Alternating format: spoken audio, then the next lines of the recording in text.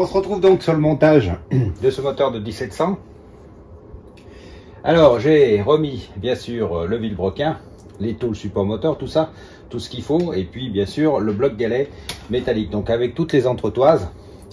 Et j'ai remis également l'embrayage que j'ai serré. Alors vous le savez, il y a des vidéos qui parlent des moteurs de ce type, hein, donc je reviens pas dessus, mais vous savez que ce boulon on doit le serrer très fort. Sinon, au fur et à mesure que vous allez utiliser votre embrayage, ça donne des à-coups, ça le dévisse, et après, votre embrayage tourne dans le vide. Mais, une fois que vous avez serré tout ça, votre vilebrequin et votre galet doivent tourner librement. Alors, on va vérifier. C'est le cas ici, hein, du vilebrequin. Alors, quand je dis librement, il doit tourner. Il y a bien sûr quelque chose qui force, puisqu'il a des roulements neufs, tout ça. Et de la même façon, dessous, le galet doit également tourner pour que l'embrayage puisse fonctionner. C'est le cas ici. Si ce n'est pas le cas, vous avez forcément fait une erreur de montage. Donc, comme pour la vidéo sur le moteur qui refusait de démarrer, ne pensez pas que vous avez tout forcément bien fait. Remettez-vous en question, redémontez. Moi-même, bien souvent sur ces moteurs-là, je démonte 2 ou 3 fois parce que il y a un truc qui va pas, qui a une des entretoises qui est mal calée, qui est mal enfoncée, et donc ça ne fonctionne pas. Donc remettez votre ouvrage sur la table, regardez ce qui ne fonctionne pas, réenfilez les entretoises comme vous les avez trouvées quand vous avez démonté le moteur, et ça doit marcher de toute façon. Donc là c'est le cas, ça fonctionne. L'autre idée aussi, c'est quand ça ne tourne pas, c'est de dévisser ce boulon. Or, comme je viens de vous l'expliquer, si vous dévissez ce boulon, eh bien, il va, avec les à-coups de l'embrayage, rapidement continuer à se dévisser, et votre moteur va également plus fonctionner parce que l'embrayage ne jouera plus son rôle. Bon, à présent, dernier point. Alors, ce premier point, c'était le serrage de cet écrou d'embrayage pour voir si tout fonctionne, ça va. Après, il faut remettre la platine d'allumage et la serrer avec les trois boulons là. Et là aussi, on regarde pardon, si le deuxième roulement n'est pas trop en contrainte, et si bien sûr tout fonctionne librement, que ça soit le vilebrequin comme le galet. Allez, on va monter ça, puis on se retrouve après. J'ai remonté la platine d'allumage. Alors vous le savez, sur ce moteur, je vous l'avais dit, le bloc galet, la flasque de galet était cassée, donc j'en avais pris une autre. Alors il faut savoir que au fil du temps et au fil des modèles 1700, 2002, 3003, cette flasque a changé. Donc si vous utilisez une flasque plus récente pour dépanner un moteur plus ancien, sachez que vous voyez le plot de contact pour la lumière n'est pas au même endroit. Il est un peu plus bas sur les anciens moteurs et un peu plus haut sur les nouveaux moteurs. Donc il faut le repercer là pour pouvoir l'utiliser sur un moteur plus ancien. Bon, aucun problème, hein, il y a 2 trous dans la flasque au lieu d'un. Mais ça permet, vous voyez, de se connecter. Je vais essayer de vous passer un petit... Voilà. Donc là, évidemment, c'est pas en face. Sur les nouveaux modèles, le plot d'allumage est ici. Et sur les anciens modèles, il est ici. Donc il faut ouvrir cette petite opercule ici pour pouvoir réutiliser la bonne sortie au niveau des contacts d'allumage. Autrement, il y a d'éclairage, pardon. Autrement, il n'y a pas de modification. Hein. On regarde, j'ai serré les boulons. Vous voyez, le vilebrequin tourne. Alors c'est ferme bien sûr, mais ça va venir hein, bien sûr avec le rodage. Et puis le galet, de la même façon, dessous il tourne. Donc pas de souci particulier à ce niveau-là.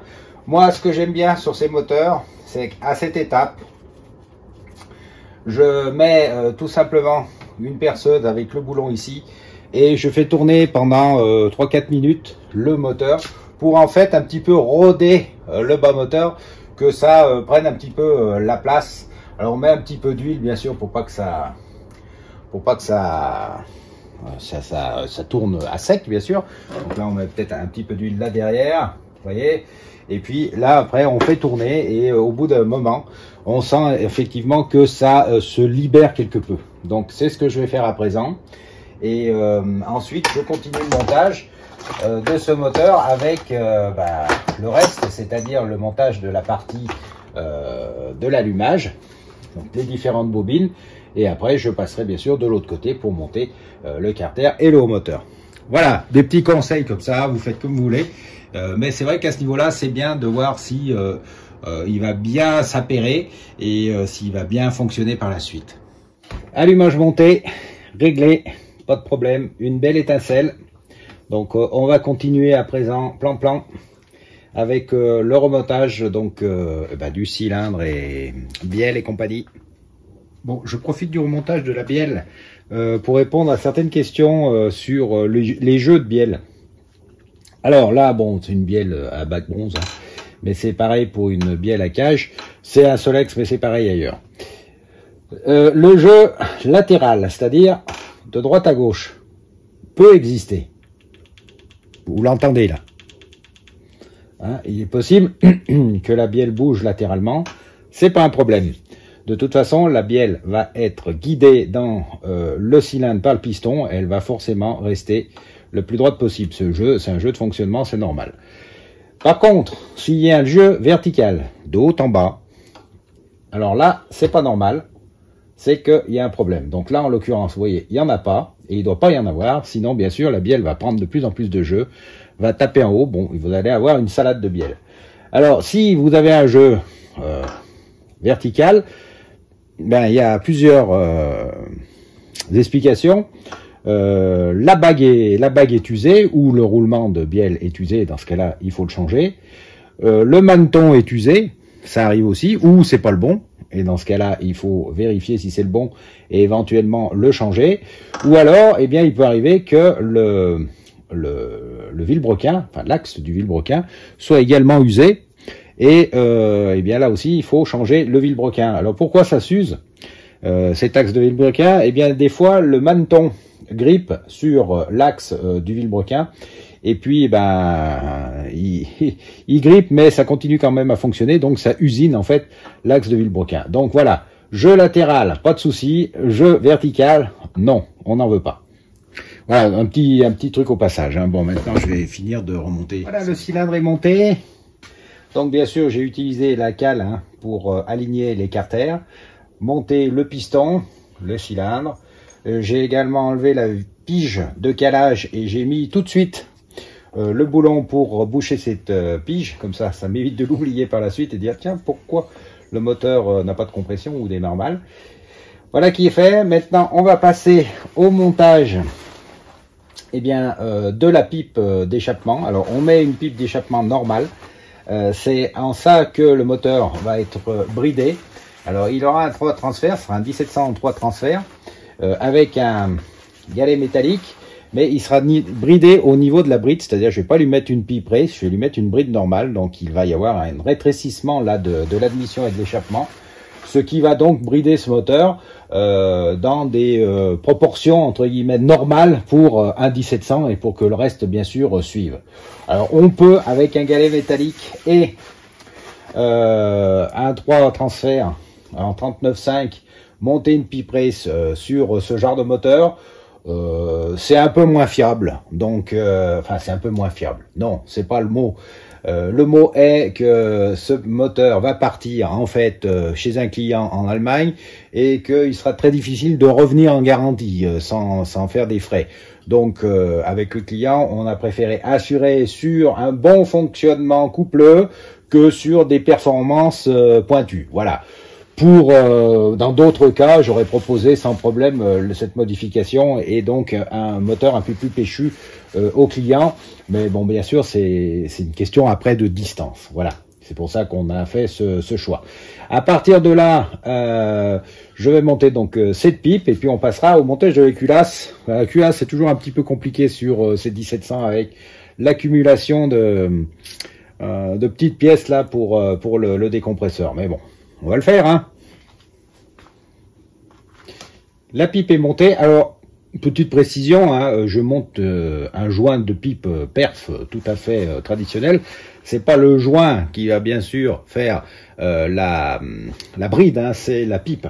Donc, pas de souci pour monter un joint. Il faut monter un joint de qualité. Donc, c'est pour ça que je monte ce type de joint. Voilà. Bon, et ben à présent que là c'est terminé.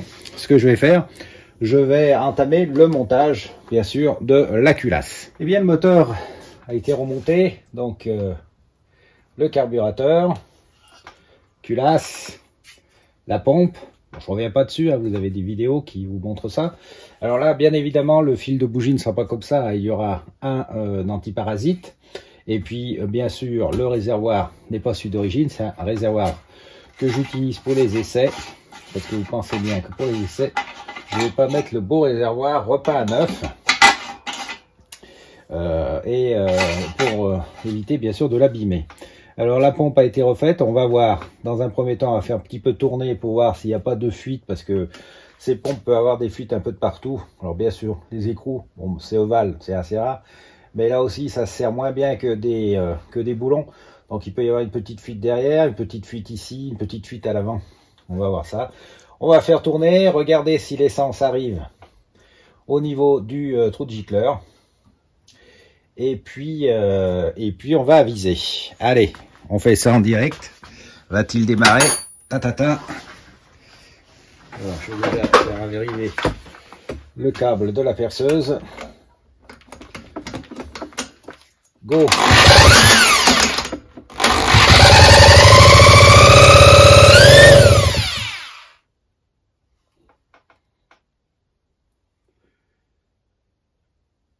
Pas dire qu'il y ait une franche arrivée d'essence.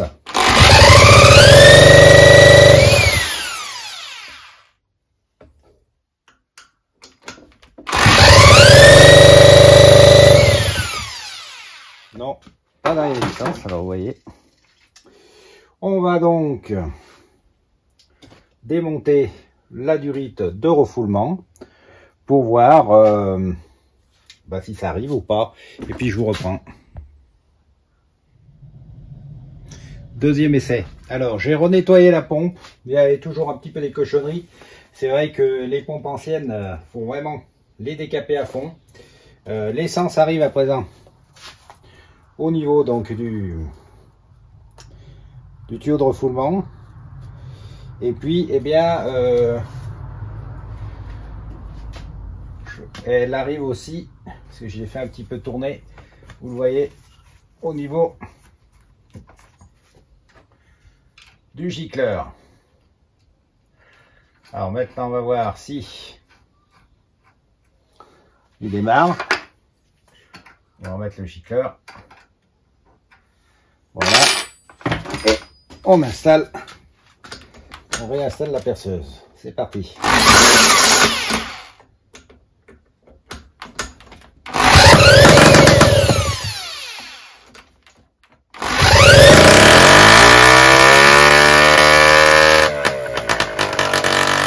Bon, comme vous pouvez le voir, j'ai changé la pompe, j'en ai mis une neuve. Parce que ça prenait pas ses tours comme il faut, ça sentait que ça ratatouillait au niveau essence. Donc là, je vais réessayer avec une nouvelle pompe.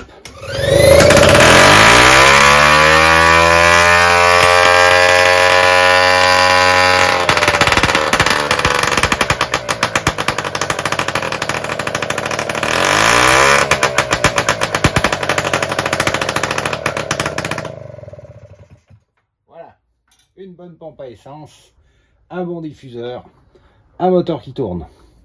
Alors je vérifierai s'il n'y a pas de fuite là. Et ce qu'on va faire, eh bien on va tout simplement l'installer sur son cadre. Et puis avec tel quel, sans changer de pièce, sans changer le réservoir, tout ça, on fera le rodage. Et à la fin, on mettra le réservoir, les capotages et on fera des essais, j'allais dire entiers. Voilà, bon, et ben, ce moteur fonctionne. Je vais juste mettre la soupape là comme il faut, bien aligné, si possible. Voilà. Et il me reste plus qu'à le mettre sur le cadre. Ah, bien content que cet engin fonctionne. On continue sur ce 1700 et son moteur. Voilà. Comme vous pouvez le voir, il a été greffé. J'ai même réussi à lui mettre, vous voyez, le pot d'échappement d'époque. Donc que j'avais bien vidé et thermolaqué. Alors je ne sais pas du tout ce que ça va donner avec le moteur. Si ça ne débite pas assez, malheureusement, il faudra mettre un pot un peu plus récent. Et puis donc j'ai fait l'installation. Alors de la commande de gaz. Comme vous le savez, elle avait été bidouillée, donc c'est pas tout à fait d'origine, mais ça permet de faire fonctionner correctement la manette de gaz et le décompresseur. On va maintenant lui faire faire ses tours au banc d'essai. Hein, le banc d'essai est installé, je vais donc le monter dessus et puis on va lui faire faire rituellement, j'allais dire, son rodage au banc avec une quarantaine de minutes à feu doux et puis encore 40 minutes un peu plus vite et voir ce que cela donne. En fin de compte, si ça fonctionne bien, et bien naturellement je terminerai les finitions, capotage, etc. avant de lui faire un essai routier.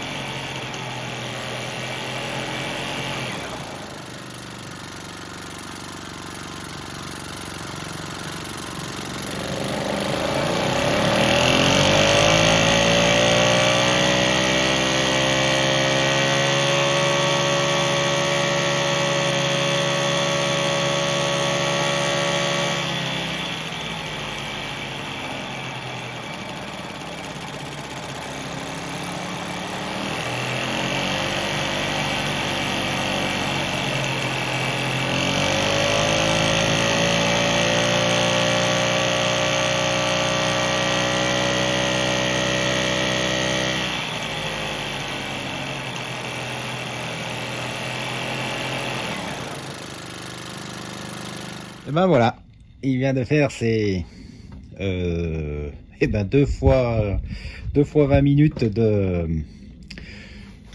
rodage. Bah, il marche bien, il n'y a pas de problème particulier. Vous êtes obligé bien sûr de mettre ça autour de la poignée parce que bien sûr en roulant il faut la tenir si vous voulez la garder à régime moyen. Vous avez vu, il n'était pas à fond, il était aux 3/4 de régime, il n'est pas rodé, il tourne en 30 et 40 km/h. Donc pour un 1700 ça ira très bien. Maintenant j'ai les petites finitions à faire.